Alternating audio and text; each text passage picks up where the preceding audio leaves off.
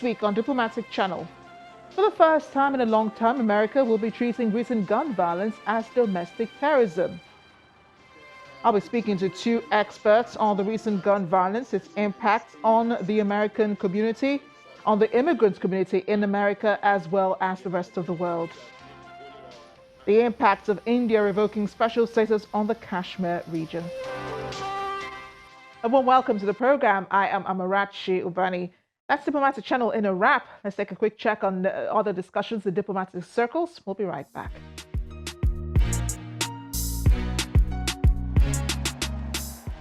Pope Francis has described war and terrorism as the greatest human defeat, reminding governments of the indispensable need to protect the victims of armed conflicts. He was speaking to thousands of people gathered in St. Peter's Square for Sunday's address. The pontiff highlighted the Geneva Convention, which was negotiated 70 years ago in the aftermath of the Second World War to establish the standards of international law for humanitarian treatment in war. He told the crowd everybody is required to observe the limits imposed by international humanitarian law, protecting armed populations and civil structure, especially hospitals, schools, places of worship, refugee camps. The chairman of Hong Kong Police Inspectors Association says the police is determined to restore law and order despite the difficult situations. Mr. NGYK was speaking during an interview in which he says there are clear chains of command and supply to the violent protest in Hong Kong, but that the police will quickly stop their supply.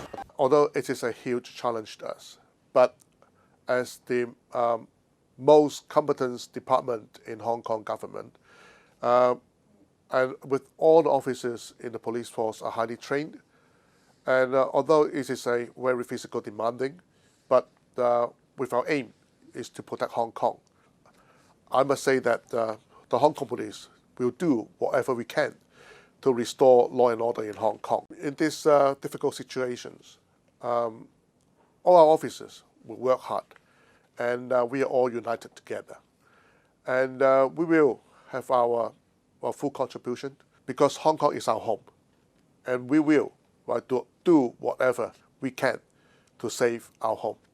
We are the most highly professional department. If we cannot do it, who can? His comments come as police and protesters face off at the start of another week of protest in a cat-and-mouse encounters across the city. Venezuelan President Nicolas Maduro has denounced recent sanctions imposed by the United States on the South American country. Maduro himself, rally participants including Maduro, signed petitions that will be sent to the United Nations Secretary General in a show of opposition to the U.S. measures, so says Venezuelan media. On August 5th, Washington announced a freeze on all Venezuelan government assets in the United States, escalating an economic and diplomatic pressure campaign aimed at removing the socialist president. Mr. Maduro remains defiant in the face of increased pressure on his government. He said at the rally, Venezuela is prepared to resist, and it is prepared to advance and defeat the imperialist blockade of the racist government of Donald Trump. We are ready for battle.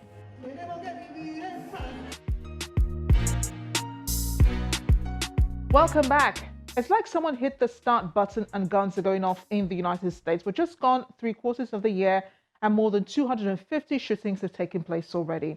The one many people remember the most impressive on people's memories is the Dayton, Ohio and El Paso, Texas shootings in which 31 people died. A shooter in the El Paso shooting, later identified as 21-year-old Patrick Crucius, said he was targeting Mexicans, people from whom the United States president has referred to as rapists and murderers. The shooter said his actions were a response to a Hispanic invasion of Texas. El Paso, where the shooting took place, sits close to the U.S. border and pretty close to the Mexican city of Ciudad Juarez.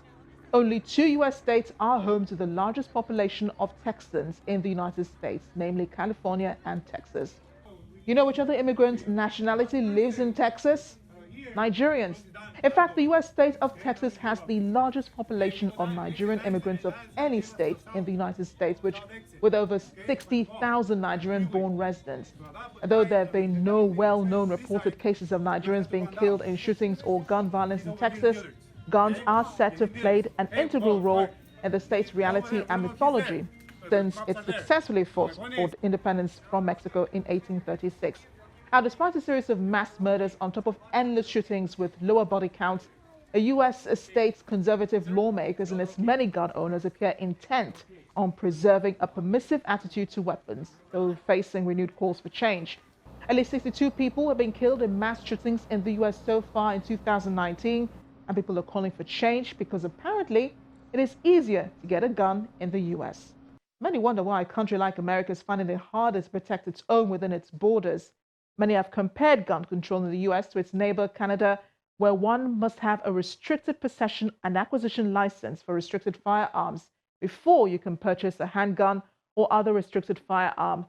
Mass shootings are few and far between where they slip through the cracks of the law. Now, across the pond, access to the general public to firearms is subject to some of the strictest control measures in the world in the UK. Even the police is not routinely armed, but fatal shootings of police are extremely rare. In New Zealand, still reeling from the horror of the March 15 assaults in Christchurch, where it left 51 people dead, Parliament voted to ban military-style rifles and similar weapons, though the urgency has slowed as pro-gun shops complicate efforts to round up the banned firearms under a buyback program. And yet, despite more than 250 shootings in the US perpetrated in the United States so far this year, it appears no one is willing to give up their guns. I want to bring in security expert and chairman, Trans World Security, Dr. Ekhomu, to talk some more about this. Dr. Ekhomu, thank you for joining us on Diplomatic Channel. Thank you for having me. Is it really a question of the will to impose greater gun restriction in the United States? Is that really what the issue is? Well, the gun debate in the U.S. is quite complex because the framers of the U.S. Constitution entrenched protection for carrying of firearms in the Constitution in the form of the Second Amendment. And the idea was to create a leveler for everyone, such that, let's say, equalizer. Because if you have means of violence and I have means of violence, then you cannot tyrannize me. Amnesty International has issued a travel advisory for the U.S. following the weekend's mass shootings. It urges people traveling to and visiting the U.S. to exercise extreme caution in light of ongoing high levels of gun violence in the United States. Is this necessary, and should this also affect immigration to the U.S.? Well, I think Amnesty is trying to be even-handed. They're trying to say, well, we don't only issue these advisories for when there are problems in third world countries, when there are similar problems in the United States, particularly this dramatic one that happened last weekend, we should do that. But I don't think it's well advised because yes, a mass shooting incident has occurred and people have died, but it's well within the powers of the law enforcement agencies to arrest, prosecute, and punish the perpetrators of these crimes. So there's no way, whether Amnesty says people should travel or not, it's not going to affect it's not going to reflect the capability of law enforcement to visit punishment. After all, there's no political persecution or breakdown of law and order or insurgency or even overt terrorist acts going on there. These are gun violence and it's aided by capability. That's having the gun now provides a means for people to act out their fantasies, and that's what you're seeing happen. Thank God that unlike South Africa, where there's a hunting of Nigerians going on, there isn't such a thing in the United States because the Nigerian community in the United States is very well integrated and very well accepted. In that same Texas you spoke about, you have thousands of medical doctors who are Nigerians, and many people there owe their lives to these professionals. Nigerians are professors in many universities and all kinds of things. Not to say that you don't have, of course, Mexican or Latino medical doctors and other professionals, but that the Nigerian community is well integrated. And then what has happened, there are certain dynamics that is raising a lot of anti-immigrant sentiments in the United States, particularly from the southern border, namely some of the statements by the US president. And these are being construed by these crazies who are doing the mass shootings to be a warrant to go out and help fight the battle for white supremacy in America. For the first time in a long time, Dr. Ekhomu, the U.S. has admitted a case of domestic violence. There have been previous attacks in the past. No one has called it out for what it is. So is the country far behind in identifying what really is going on in the U.S.? Yes, for the same reason, you asked about political will, for the same very reason. Because when you go in to probe gun violence very closely, the gun lobby will say you are going after them. And the gun lobby has that when it goes after people, particularly in Republican primaries, it can take them down. It can deny them Republican tickets to run even in safe districts. So people don't want to take on the gun lobby. Now, if you remember, it was said that NRA contributed $30 billion to the campaign of the current US president, which means he has incentive to play ball with them. So if you now want to say you want to investigate, like get FBI or some of those elite agencies to thoroughly investigate the issue of gun violence, it gets a pushback. And so this is very novel, having it such that they are admitting that it's a case of domestic violence. In fact, domestic terrorism, not domestic violence. Yeah, domestic terrorism really is what it is. So you give advice on security situations all the time. What would be your advice for people of other ethnic groups in the U.S., other immigrant groups, in light of the rhetoric of hate, racism, and white supremacy?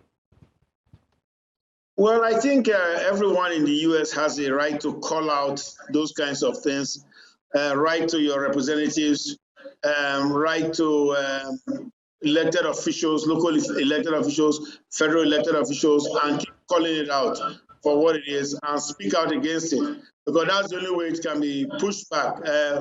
Fortunately, public opinion does matter in the United States. So if the public opinion against racism and white extremism is very high, that is negative and is high, then certainly the political officials will push, that they will recoil and perhaps retrace their footsteps. So, or maybe take positive actions to rein in activities. Now, let me tell you something that's different between, let's say, a place like the United States and Nigeria. Now, that guy who killed the lady with a vehicle during the white supremacy rally in Virginia about 2 years ago, he was sentenced, he was given, I think, a life sentence recently by a court.